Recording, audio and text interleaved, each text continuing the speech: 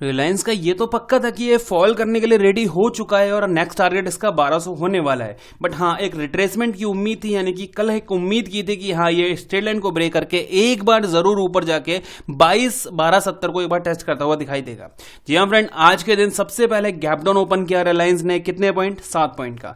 Gap down open करने के बाद थोड़ा संभलने की कोशिश करी एक डोजी कैंडल के साथ, फिर कंटिन्यू फॉल करके एक बॉटम दिया, उसके बाद ऊपर निकल के अपना हाई ब्रेक ना करते हुए एक बीच में ही इसने क्लोजिंग जो है वो करके दिखा दी है। आज के दिन की अगर बात करें, एक ही ट्रेड की हमने यहां पे बात करी थी कि 41 अगर क्रॉस करते हैं तो छोटी क्वांटिटी में हम यहां पे ट्रेड करेंगे, जिसका ट्रेड की अगर मैं बात करूं तो यहां पे सिर्फ इसने टेस्ट करने के लिए एक बार 41 को टेस्ट किया है और उसके बाद कंटिन्यू फॉल किया हुआ है। अगर आपने ट्रेड में पार्टिसिपेट किया होगा, हालांकि हमने तो नहीं कर पाए क्योंकि मौका नहीं दिखाया है इसने, अगर इनकेस आपने किया होगा तो एक अच्छा डिसेंट सा अमाउंट यहां पे आपने निकाल लिया होगा।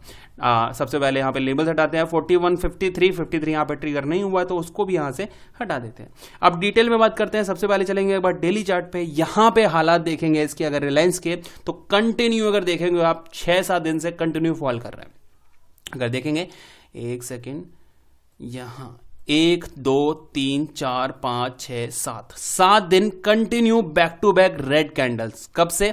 जब से रिजल्ट अनाउंस हुआ है। यहां इसका रिजल्ट अनाउंस हुआ, रिजल्ट वाले दिन गैप अप ओपन किया, कोशिश करी ब्रेक करने की, नहीं कर पाया, वहां एक जो नेगेटिव कैंडल बनाई, अगले दिन फिर नेगेटिव कैंडल, फिर एक अच्छी खासी नेगेटिव कैंडल, फिर कंटिन्यू यहां पे 7 दिन से नेगेटिव कैंडल का जो सिलसिला है वो यहां पे चलता हुआ दिखाई दे रहा है। अब एग्जैक्ट जिस कंडीशन में ये काम कर रहा है, यहां से क्या हमें बाइंग की कोई उम्मीद करते हुए दिखाई दे रहा है? मतलब बाइंग यहां पे हो सकती है या फिर सिर्फ और सिर्फ सेलर्स की यहां पे जैकपॉट लगने वाला है? सबसे पहले यहां पे अगर सेलिंग की बात करूं, देखो सर इसमें कोई दो राय नहीं है। नेक्स्ट में आपको यहां पे बता दूं कि 1200 आपका टेस्ट होता हुआ दिखाई दे रहा है और चांसेस है कि इस बार ये ब्रेक भी कर दे। चांसेस है कि ये 1200 को ब्रेक करके इस बार ये 1150 तक को टेस्ट करने नीचे जाता हुआ दिखाई दे सकता है।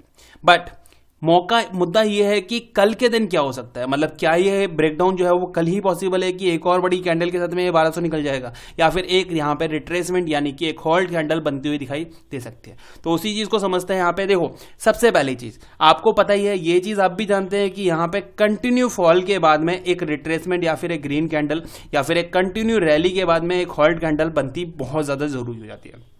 अब आप नोट कर रहे हैं 7-8 दिन से कंटिन्यू फॉल कर रहा है। अब मैं आपसे ये पूछूं कि अगर यहां पे कल के दिन ग्रीन कैंडल बनने की संभावना कितनी है? प्रोबेबिलिटी जो आपने पढ़ी भी होगी 12th क्लास में, 11-12th में अच्छे से पढ़ी होगी, तो यहां पे आप कहेंगे कि काफी ज्यादा है। क्यों? कंटिन्यू फॉल कर चुका है ये रेड कैंडल, तो एक ग्रीन कैंडल यहां पे बनने के चांसेस जो है वो काफी ज्यादा है। पहली चीज, मार्केट क्या है? प्रोबेबिलिटी का गेम, और प्रोबेबिलिटी में यहां पे क्या है? काफी ज्यादा। मतलब हम यहां पे बाइंग के लिए अगर सोचते हैं तो एक अच्छी खासी प्रोबेबिलिटी वाली कैंडल की हम यहां पे उम्मीद कर सकते हैं। ठीक है, सेलर्स के लिए यहां पे थोड़ी सी बात कर लेते हैं। सबसे पहले यहां ध्यान रखना क्या किया है इसने, रिजेक्शन पॉइंट टॉप से अच्छी खासी सेलिंग करी, एक सपोर्ट था उसकी रिस्पेक्ट करी, एक कैंडल के साथ कोई रिट्रेसमेंट नहीं, कंटिन्यू फॉल। ये एक सपोर्ट थी ट्रेड लाइन वाली, इसको भी कंटिन्यू यहां पे ब्रेक कर चुका है। मतलब अगर सेलर्स के पॉइंट ऑफ व्यू से देखें तो यहां पे जिसने सेल किया होगा इस पॉइंट पे या फिर यहां पे, वो अभी भी मलाई खा रहा है। क्यों? क्योंकि एक बार भी उसे डर नहीं लगा है। डर कहां होगा? डर होता है यहां पे जब रिट्रेसमेंट होता, डर होता जब यहां पे कोई रिट्रेसमेंट होता, राइट। अब अच्छा खासा वो यहां पे गेन में बैठा हुआ, अच्छे खासे गेन में बैठा हुआ है। अब यहां पे उसको डर का माहौल कब बनेगा? इनकेस अगर ये ऊपर की तरफ निकलता और ये ट्रेड लाइन जो ये सपोर्ट, ये सपोर्ट, ये सपोर्ट, यहां ब्रेकडाउन के बाद रिजेक्शन के बाद रिजेक्शन को ब्रेक करके ऊपर क्लोजिंग कर दे, देन यहां पे जो ये सेलर है इसको डर लगेगा, जो कि डरना जरूरी भी है। तो सेलर के पॉइंट ऑफ व्यू से अगर मैं बात करूं तो एग्जैक्ट देखा जाए तो अभी सेलर्स काफी ज्यादा सेफर साइड में बैठे हैं। अब यहां पे हो सकता है एक माहौल बनाया जाए इनको थोड़ा सा डर पैदा करने के लिए। तो ये चीज है, बायर्स के पॉइंट ऑफ व्यू दोनों ही कंडीशन यहां पे फुलफिल करता हुआ दिखाई दे रहा है। अब थोड़ी सी डिटेल में बात करते हैं। यहां पे 1 घंटे के चार्ट पे जाके यहां देखेंगे, 1 घंटे के चार्ट पे अगर माहौल समझने की कोशिश करते हैं तो यहां पे हम क्या देख रहे हैं? कंटिन्यू फॉल, ठीक है, रुका, फिर यहां पे कंटिन्यू फॉल, और यहां पे थोड़ा सा इसने रिट्रेसमेंट करा है एक रेड कैंडल के साथ में नीचे की तरफ आया हुआ है।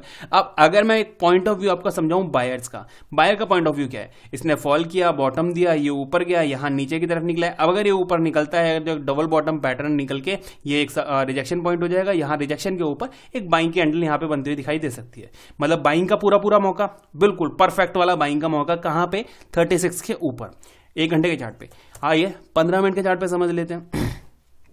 यहां देखिए 15 मिनट के चार्ट पे अगर देखते हैं तो हमें यहाँ पे क्या दिख रहा है, 15 मिनट के चार्ट पे सेम एंगल वही चीज नजर आ रही है, बट ग्रिप कितना है, यानी कि यहाँ पे इनकेस अगर मैं 36 के ऊपर बाइंग करने की सोचता हूं तो मेरे पास टारगेट कितना होने वाला है। तो ध्यान रखना, बॉटम टॉप, ये बॉटम और फिर ऊपर की तरफ अगर निकलता है तो एक डब्ल्यू पैटर्न क्रिएट करके निकलेगा। ये नेकलाइन हमने पकड़ी है, ये टारगेट, बट ये जो ट्रेड लाइन चल रही है, ये वाली ट्रेड लाइन, ये जो सपोर्ट था उसने ब्रेक किया, ब्रेक करने के बाद एक रिजेक्शन की तरह से ट्रीट करवाया जाएगा, यानी कि इस केस में हमें यहाँ पे इस जगह पे अपना टारगेट सेटअप करना पड़ सकता है। तो 30 से 36 पे अगर आप यहाँ पे बाइंग के बारे में सोच रहे हैं तो इन केस आपका यहाँ पे जो टारगेट है वो 10 पॉइंट के आसपास 46-45 के आसपास बनता हुआ दिखाई दे रहा है। मतलब कि कल के दिन अगर बाइंग का प्लान आप कर रहे हैं तो इस पॉइंट के ऊपर आपको बाइंग का प्लान है और ये टारगेट आपका यहाँ पे फिक्स बन चुका है। ध्यान रखना 36 पे बाइंग का प्लान 2336, ठीक है, ये हमारा हो गया बाइंग का प्लान फिक्स। 36 के ऊपर हम बाइंग के लिए इसको देखने वाले हैं। सेलिंग के लिए रिस्की है, बहुत ज्यादा रिस्की है, क्वांटिटी कम रखेंगे, बट यहाँ पे आज का जो बॉटम है, आज का बॉटम है हमारा 20 का। इनकेस अगर 20 फिर से ब्रेक करता है, 18 लेंगे हम इसको, 18 अगर ब्रेक करता है तो हम इसको शॉर्टिंग के लिए देखेंगे 20 से 18-20 पॉइंट के आसपास का टारगेट, यानी कि नेक्स्ट जो टारगेट हमारा दिखेगा वो ये रेंज 1200 की रेंज में हमें यहाँ पे देखने के लिए मिल सकता है। तो बाइंग के लिए 36, सेलिंग के लिए 18, ये दोनों पॉइंट हमने यहाँ पे फिक्स कर लिए। अब थोड़ा सा व्यू लेंगे हम यहाँ पे इसका लॉन्ग टर्म व्यू, यानी कि अगर आप यहाँ पे थोड़ा लंबा प्ले करने की सोच रहे हैं, यानी कि इंट्राडे के अलावा भी आप कुछ सोच रहे हैं, तो यहाँ पे बाइंग के लिए कहाँ आपका टारगेट हो सकता है। ब्रेक किया, ब्रेक करने के बाद रीटेस्ट, यानी कि ये बायर्स का एरिया है, यहाँ सॉरी सेलर्स का एरिया है। बायर्स के लिए टारगेट ये एरिया, सेलर्स के लिए टारगेट ये एरिया। 1200 आपका यहाँ पे बायर्स के लिए एक अच्छा एरिया है बाइंग का। सेलर्स के लिए अगर देखा जाए यहाँ पे शॉर्टिंग का एरिया जो है 44 और 50 के बीच में जो है वो एक सेलर का एरिया है। तो दोनों ही एरिया को यहाँ पे बहुत ज्यादा वैल्यू करनी है, नीचे का और ऊपर का ध्यान रखना। दोनों ही पॉइंट आपके लिए बहुत ज्यादा इंटरेस्टिंग होने वाले आने वाले टाइम में। बाकी देखते हैं कल के दिन रिलायंस क्या ही करता है, किस तरह से हम इसमें से पैसा निकालने की कोशिश करने वाले हैं। वीडियो पसंद आए तो लाइक कर देना।